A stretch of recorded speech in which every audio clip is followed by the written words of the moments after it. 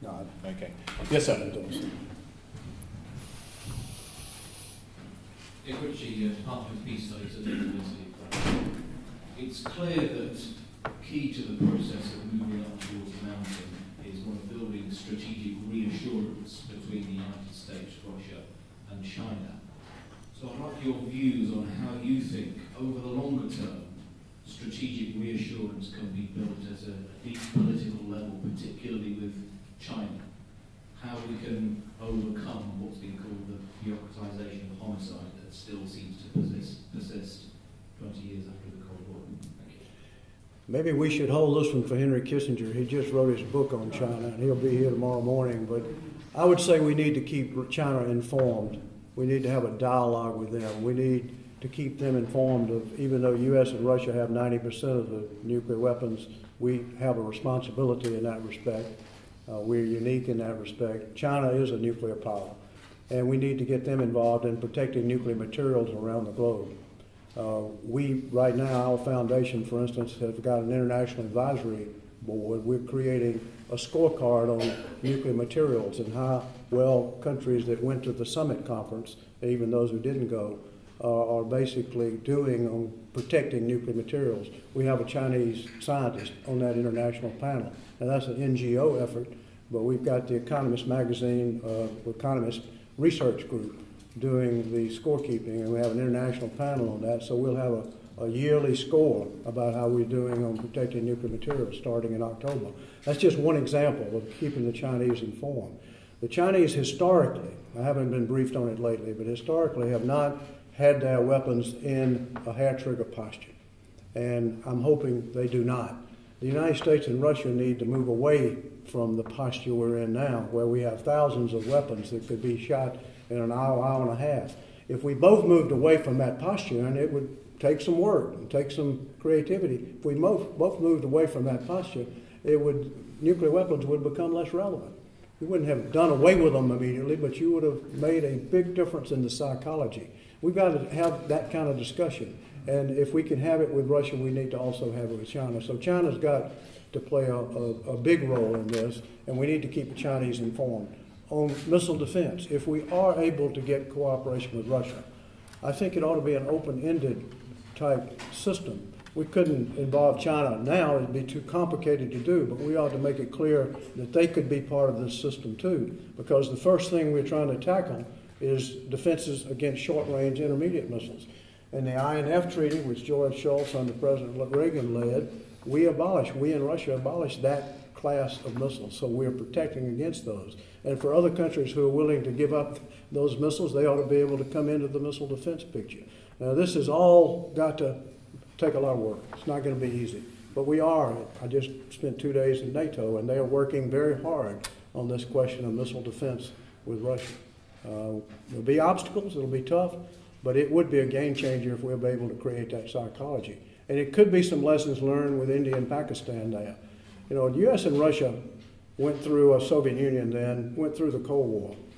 Our military people, led by people with the wisdom of Bill Perry, they did a great job. And the Soviet military people were careful, they were professional with their way they handled nuclear weapons.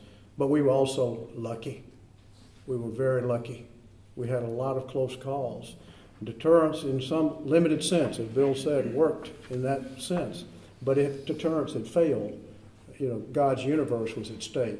That is not a posture we ought to want gladly to pass down to our children and grandchildren. We've got to figure out how to dismount this tiger. It won't be easy. The Russians have got to do it too, and the Chinese have to be part of that. I think it's, I don't ever foresee the day when the United States and China would become allies. But I think it's very clear that it's in the best interest of both countries to remain friends and to cooperate. And I believe the leaders of both of our countries see it that way. I do have to observe that you should never underestimate the ability of a country to act against its own best interests. That has happened in history. But the odds are against it now, and I think very clearly the leaders of both of our countries are not inclined to do that, and we will find ways of working together cooperatively and peacefully, but never approaching the point of an alliance. Let me add, agreeing with what Sam and Bill have said, but pointing out that China 10 or 15 years from now is not going to look the same as it does now.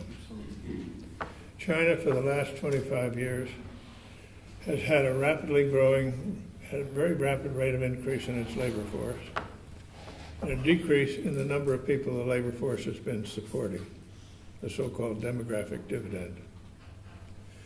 As their one-child policy, now some 30 years old,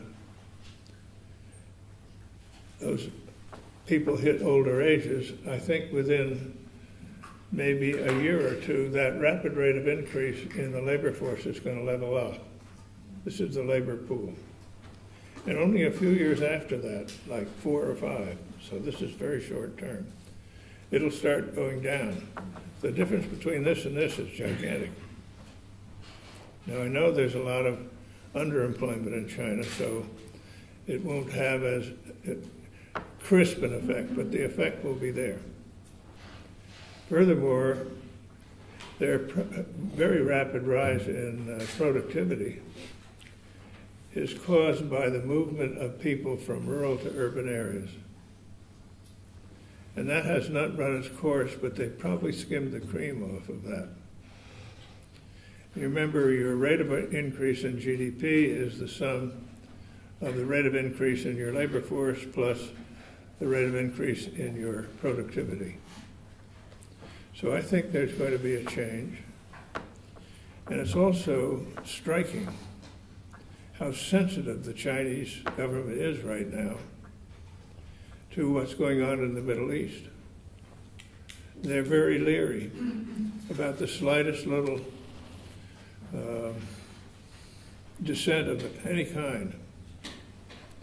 And that's not a healthy situation to be in that posture. So they may see something to cause them to shift their gears. So I don't think this notion, it was like when Japan was rising, everybody said, well, Japan's got the future, that's it. You wouldn't say that today. Part of the reason is demographic. And the demographic influences in China are there very visibly and right there for all to see. One other comment about China and technology. China has embraced modern technology, including communication technology, including internet technology. At the same time, it has tried to control how the internet can get information to its people, which in my judgment is a long-term losing battle. They have been terrorized by what they saw in the Middle East revolution, by the role that the social networks and technology played in that. And they're right now operating on very uncertain and very dangerous ground because they want to have it both ways. They want to keep China leader in technology, all this internet technology. On the other hand, they want to keep the social networks from influencing their own thinking of their own young people. And they cannot square that circle, in my view. So this is a very tough problem. It's a big problem ahead of them. I don't know how it's going to come out, but it's going to be a big problem for the Chinese government.